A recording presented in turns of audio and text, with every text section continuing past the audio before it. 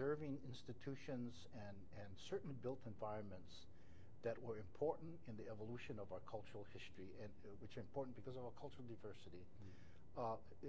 We've not done, in my opinion, a very good job of preserving that history and of leaving legacies for our children and their children that connect our past to our future and creates a seamless articulation of our society down through time.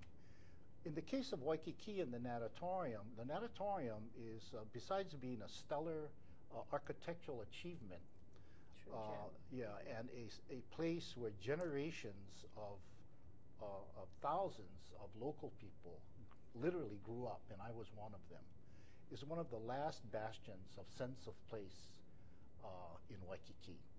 Waikiki, as we know, used to be a real community. It was a residential community. It was a great place that welcomed people from all over the world.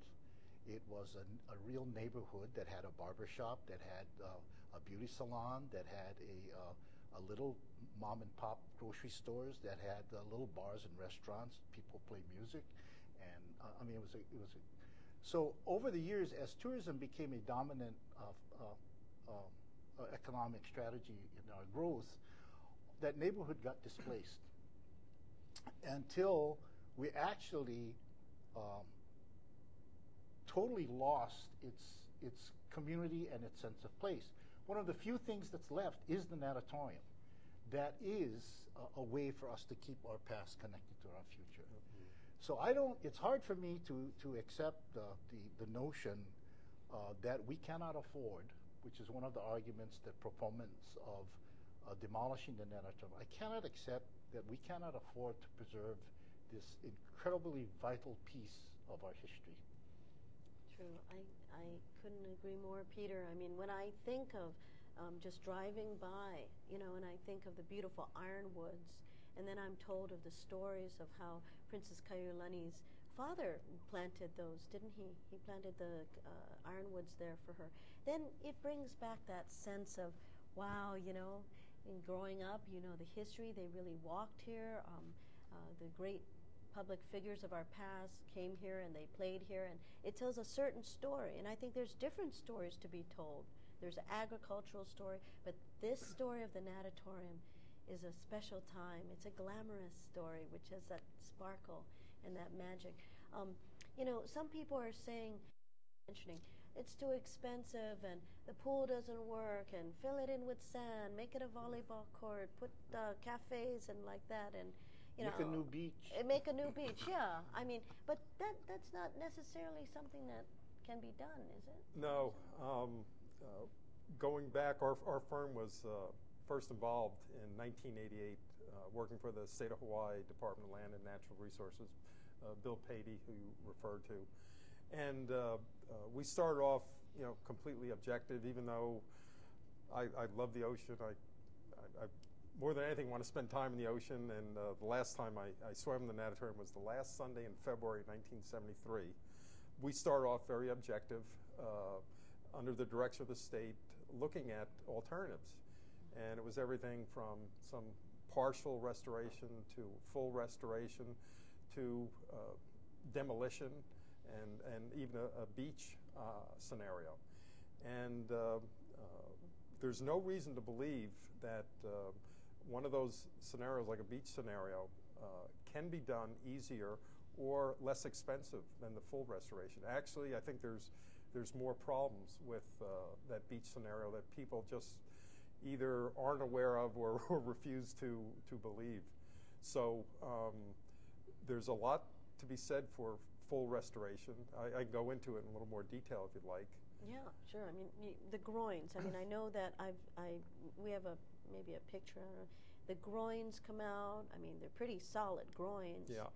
And they're held together there, and then because there are people who are saying, yeah, the arch, because so many people may have not have been able to swim in the Natatorium, but they've seen the arches. And I mean, like Paris, all great cities, you wouldn't dream of knocking down the Arc de Triomphe, right? I mean, and the arches are beautiful. So they say, why not keep the arches? But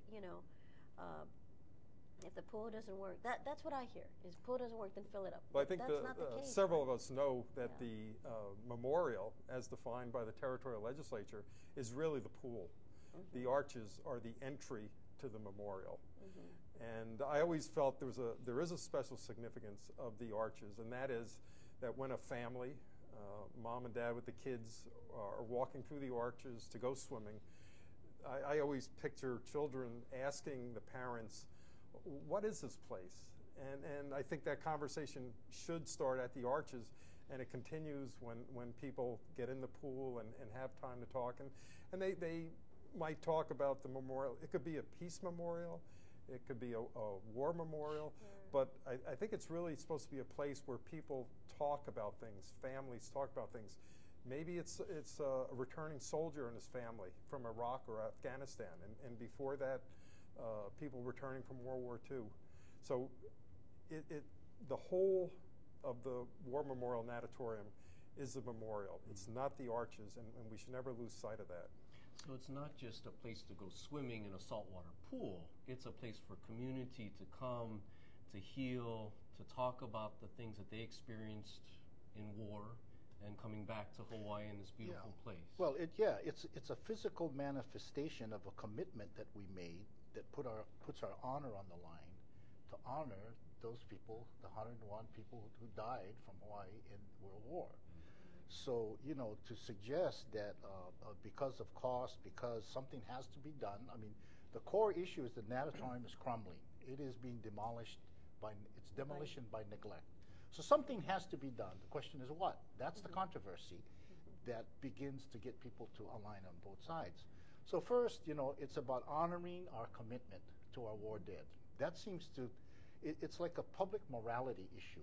To what level are we willing to rise to honor to keep our commitments first? Secondly, that area of beach, it belongs to the state and administered by the city.